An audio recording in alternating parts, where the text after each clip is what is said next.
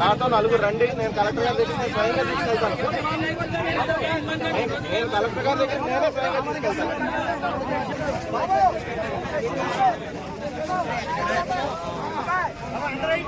నా పేరు ఎం నాగేశ్వరరావు. మల్లవరం ఇంకా మాది.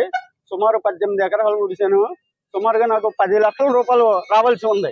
ఇప్పటికి 3 నెలలు ఉంది. దానికి 3 రూపాయలు ఇంట్రెస్ట్ చేసినా, 2 రూపాయలు ఇంట్రెస్ట్ చేసినా 60,000 70,000 ఇంట్రెస్ట్ కట్టవలసి వచ్చింది. ఒక రైతుకి మిగిలేది గట్టిగా మిగిలితే ఎకరానికి వచ్చి ఒక 10,000 12,000 అంత డబ్బు మిగులుతుంది. ఆ డబ్బు కోసం నేను 70,000 రూపాయలు వడ్డీ కట్టి ఈ రోజున మీ అందరికీ తెలియపడుతున్నాను. ఎందుకంటే ఈ రోజున నాకు సావరేవు అన్న టైప్ లో నేను ఉన్నాను ఇక్కడ. ఎందుకంటే ఒక రైతు ఆవేశం పడుతున్నాడు. ఒక పక్కన ఎందుకు పడుతున్నాడు, ఈ రోజు నేను అప్పులు పాలైపోయి ఈ రోజు మళ్ళీ ఓడితకి నేను 18 ఎకరాలు ఆకుమడేస్తే సుమారు 40,000 రూపాయలు ఆకుమడిపోయింది. అది 40,000 రూపాయలు ఆకుమడిపోయినందుకు 600 ఎకరం ప్రాపర్టీ ప్రకటించడం జరుగుతుంది. ఎందుకంటే మేము ఇంకా పెట్టుబడులు పెట్టలేము, మేము చేయలేము ఈ వ్యవసాయాన్ని నిర్దాక్షిణ్యంగా చెప్పడం జరిగింది. నేను ఇంచుమించు మా గ్రామం అంతా కూడా మీ మీడియా వాళ్ళకి అందరికీ చెప్పేది ఏంటంటే మా గ్రామం అంతా కూడా 600 ఎకరాలు ఈ డబ్బు పడినందుకు మానేస్తున్నానని మీ అందరికీ తెలియజేస్తున్నాను సార్. ఎం రామాంజనేయులు, ఆంధ్రప్రదేశ్ కౌలు రైతు సంఘం పశ్చిమ గోదావరి జిల్లా ప్రధాన కార్యదర్శి. ఈ రోజున ఈ జిల్లాలో రావాల్సినటువంటి ధాన్యం బకాయిలు ఏవైతే ఉన్నాయో ఇవి తక్షణం ఇవ్వాలని నరసాపురం జాతీయ రహదారి పైన ఈ చిట్టవరం వద్ద మేము రాష్ట్ర రోగులు తిరిగాము. దీనికి ప్రధాన కారణం ఈ జిల్లాలో ఉన్నటువంటి 30,000 మంది రైతాంగానికి 450 కోట్ల రూపాయలు ఈ రోజున బకాయిలు ఉన్నాయి.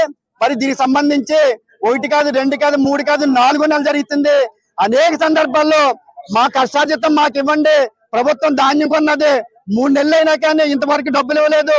అటు దాదాపు పంట పూర్తయిపోయింది, మళ్ళీ సార్వనాట్లు కూడా పూర్తయిపోయి మా డబ్బులు మాకు ఇవ్వండి అంటే ఈ రోజుకి ఎక్కడ పట్టించుకున్నటువంటి పరిస్థితి లేదు. అనేక సందర్భాల్లో ఈ నరసాపురం ఆర్టీఓ దగ్గర, అలాగే మా జిల్లా పౌర సరఫరాల దగ్గర డిఎం గారి దగ్గర కూడా మేము ధర్నా చేశాము. సాక్షాత్తు రాష్ట్ర స్థాయి అధికారులు కూడా ఎవరైతే ఉన్నారో ఫైనాన్స్ అధికారి గారు గతంలో మాకు హామీ ఇచ్చారు 37వ తారీఖుని 5వ తేదీ లోపల ఖచ్చితంగా డబ్బులు వేస్తామని. కానీ వేళ 9వ తేదీ ఇలాగే అనేక తేదీలు గడుస్తున్నాయి. తెచ్చిన పంటకి అలాగే తెచ్చిన పెట్టుబడికి కోతలు అయిపోయిన తర్వాత పంట చేతికి వచ్చిన తర్వాత 3 నెలలు అక్రంగా వడ్డీలు కట్టి ఇవాళ రైతాంగం నష్టపోతున్నారు. మరి ప్రభుత్వం ఈవేళ ఇప్పుడు వచ్చారు ఈ రాష్ట్రానికి గవర్నర్ అయినటువంటి ఆర్డీఓ గారు, ఆయన ఏం చెప్తారంటే ప్రభుత్వం చాలా కొత్తగా ఎంపిక అయింది, చాలా లాస్ లో ఉంది, ఒక ఓటైనా కొన్ని బడ్జెట్ ఇప్పుడే ప్రవేశపెట్టారని అన్నారు. అయ్యా మీకు కానీ ఈ ప్రభుత్వానికి కానీ ప్రజాసేవ ప్రతినిధులు కానీ మేము విజ్ఞప్తి చేస్తున్నాము, నిజంగానే ఈ రోజు నుంచే పరిపాలన ప్రారంభిస్తున్నారా? ఈ రోజు వరకు ఈ రాష్ట్ర ప్రభుత్వం 13,000 కోట్ల రూపాయలు తెచ్చి సంక్షేమం ఖర్చు పెట్టింది. 24 గంటల్లో ఉచితంగా హామీ చేసినటువంటి సంక్షేమ పథకానికి 1,000 కోట్లు వేస్తుంది.